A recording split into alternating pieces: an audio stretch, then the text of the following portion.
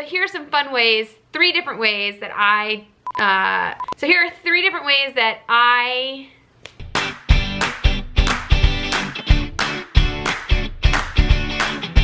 hey guys, Lexi here, and well, we've all been in that crappy situation where nature calls and you're either stuck in traffic, you're stuck on the train, or you're in a scenario where you just can't find a bathroom or you can't get out of whatever it is that you're doing to use the restroom. Whether it's number 1 or number 2, I hope that these helpful techniques that I've come up with will get you through the situation. So one of them that I use that really helps me is breathing. And I know what you're saying, Lex, yeah, breathing, I do that anyways, blah, blah, blah, blah, blah.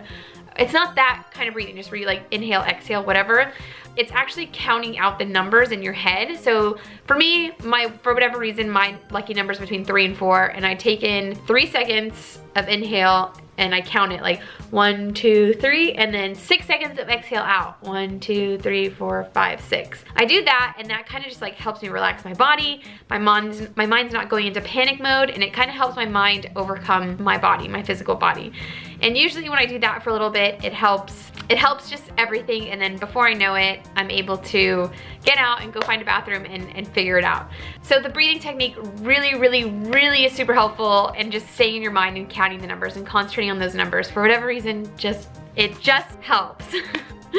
My second technique is if I've just had like way too much coffee that day and I am stuck in traffic or on the train, this technique for what also just really helps is coming up with my exit strategy. So if I'm in the car or on the train, like I'm just like, okay, as soon as I get off, I know there's a bathroom at this Starbucks, or I know there's a hotel right here, because everyone knows Starbucks and hotels have the best bathrooms, public bathrooms.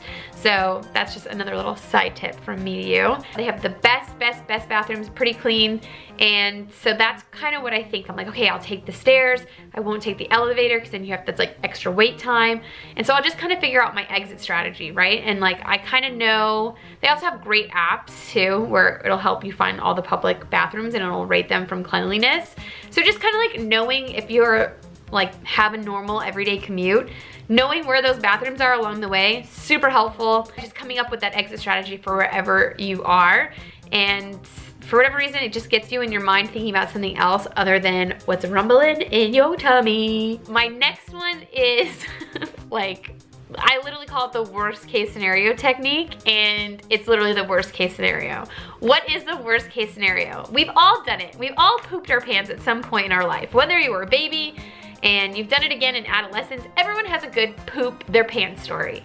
So unfortunately, I probably have 2 good poop my pants stories. I don't think you guys understand. I drink a lot of coffee, and well, you know, sometimes I have stomach problems too. So those combinations don't really help all the time. But anyways, I come up with my worst case scenario. My worst case scenario is, what if you did poop your pants or peed your pants? I don't know, whatever your problem is, what is the worst case scenario? So say you're sitting on the train and you poop your pants. I mean, what is your then strategy after that, right? So you just get off and you Uber home, or you, I don't know, get a room at a hotel, shower, and like get new clothes. I don't know. But coming up with your worst case scenario, just sitting in your poop, and maybe just like, so whether you're on a train or in the car. So for me, like if you're in the car, it's just, you know what? I'm gonna put my pants in the car and I'm just gonna drive home, change, get rid of everything, and I'll be late, and I'll just tell them I had stomach problems, right? Like tell whoever I was meeting or work that I had stomach problems. That is the worst case scenario.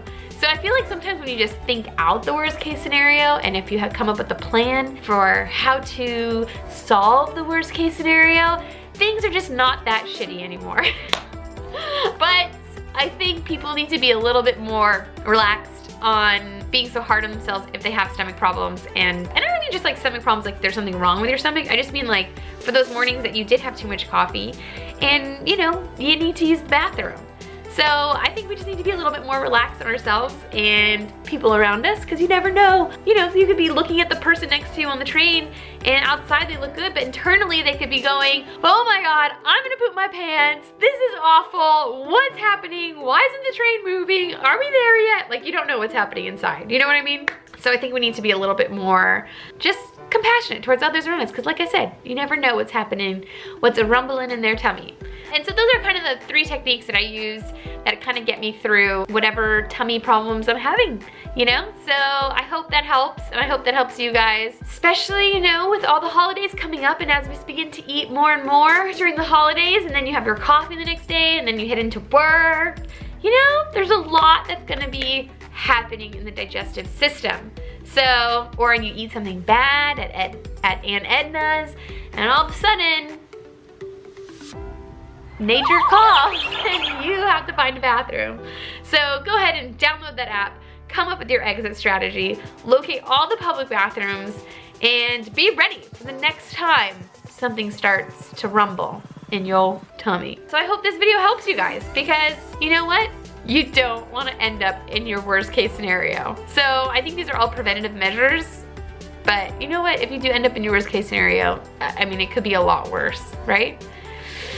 Luckily, you don't know a lot of people on the train, hopefully, and even if you did, you know what? What can you do? Laugh about it and move on, and you'll have a really good poop story.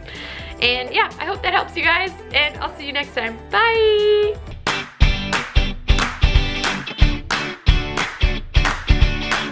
If you guys like this video, go ahead and hit that like button. Also, let me know in the comments below if you have an embarrassing poop or pee story. I love hearing those stories, you guys. They literally bring so much joy to my life, and I just think they're so, so, so funny.